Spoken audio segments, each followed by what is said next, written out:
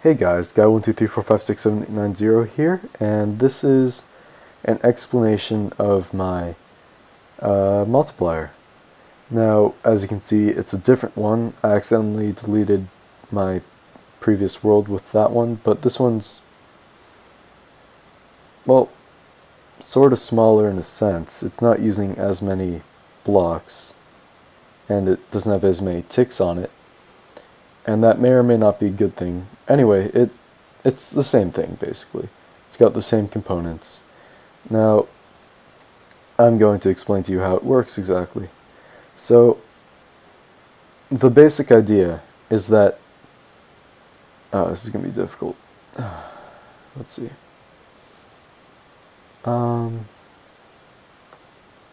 Okay, let's say I was going to multiply two numbers.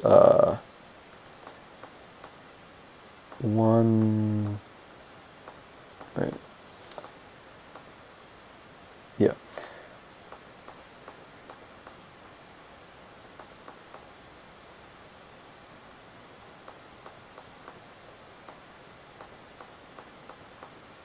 Yeah, so that number, actually we'll do it this way, it's better. This number by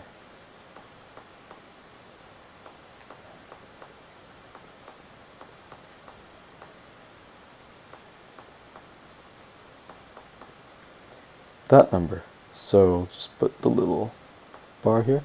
Now, this is the same way you do it in elementary school. You remember the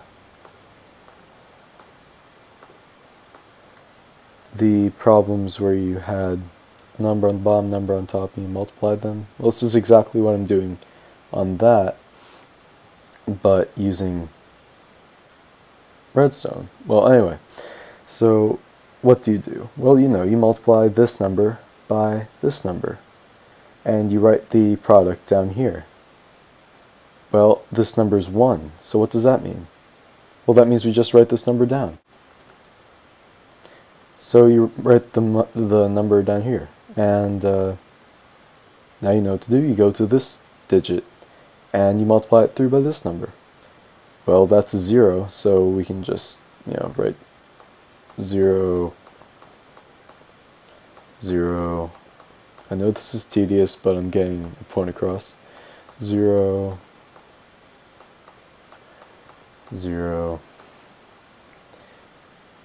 and another 0 because we carried over 1. Or not really carried over, we shifted over because this digit is in the tens place, or twos place in this case, in the twos place, and so this number has to be put in the twos place. So you add a 0 at the end of it. Okay, now we multiply this number by this number, which is just 1 times that number, so I'm just paste that right here. Oh, wait. I have to put 2 zeros down because we shifted it over.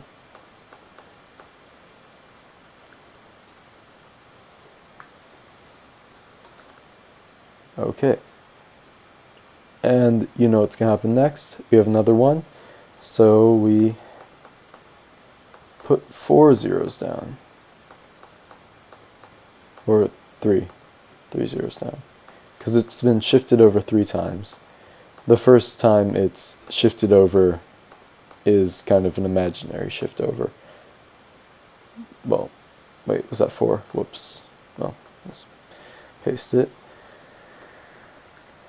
Okay, so now we have our little sum that we're going to add up down here. Just like you did in elementary school, you just... yeah.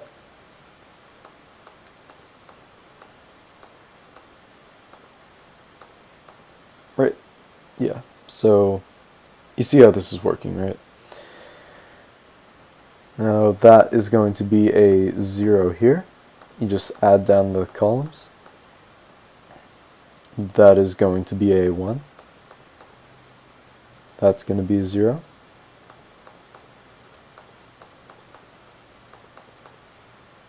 That's going to be a 2. So you carry it and write 0 here. That is also going to be a 2 because of the 1 you carried. This is also going to be a 2 because of the 1 you carried. This is also going to be a 2 because of the 1 you carried.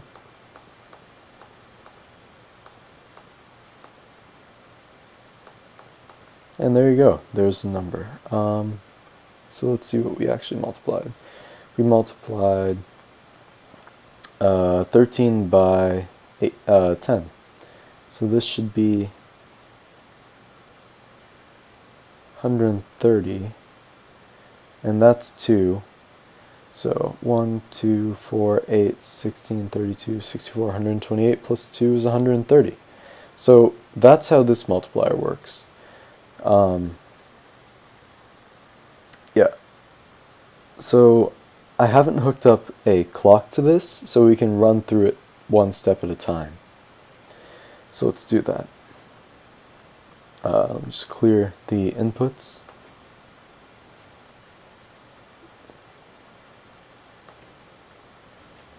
And clear the deflops. Okay. So, let's multiply the same numbers, why not? We multiplied 1, 0, 1, 0.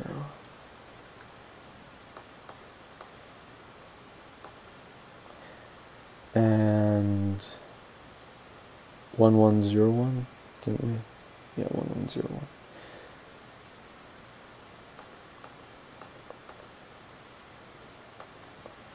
1. Okay. So, let's see what's going on here. This is what I call the enabler. It's a shift register hooked up to a enabler, which allows this signal from this shift register to pass through. Now, why is that important? Well, when you multiply by 0, you don't want your number, which is being shifted over, to go through. And let's compare that to this. When I multiply by 1, okay, let's say this number we can call the enabler number, because that's the number that we're putting into the enabler. And the number above it we can call the shifting number, which is the number that is being shifted over. And that is being put into this shift register, right? So, let's see. The first time we do a cycle in the sort of, the cycle of processes that you run that through, you're going to run this number through. So the enabler will allow the shifting number to pass through. So as you can see, it's turning on these pistons. And now let's hit the save button, which saves it. And now what did that do? Well, that simply turns this on, which is the what they call a clock on the deflops, and that allows the inputs to be saved. And where does that go? Well, that goes straight back into the adders, in the second input of the adders. So now you have two inputs going into the adders, but the output from that is not being saved yet. So now what do? We shift this number, and we shift this number. Okay, so now you can see the enabler is off. And we hit save, but we know nothing's going to happen because no number is passing through. So it's just the same number added to itself, or added to nothing. So now what do? We do the same process again. Shift the shifting number, slide down the, whatever we're calling that, the enabler, and save. Shift, shift, save. Shift, Shift, save. Okay, and I think we're done. So let's see what our outputs are. Yep, and that's exactly what we had before. This one, well, I might as well put these here, shouldn't I? Yeah. Oh, there's no room. Oh well. So you can see that 1, 2 is on, 3, whoa, sticky keys. 1, 2 is on, 4, 8, 16, 32, 64, and 128 are on. So we've successfully multiplied these two numbers in this. And that's basically how it works. Now the components work in their very own special little ways, and I'm sure you can look tutorials up on that. But this video is getting kind of long, so I'm going to stop it here. Thanks for watching. Bye.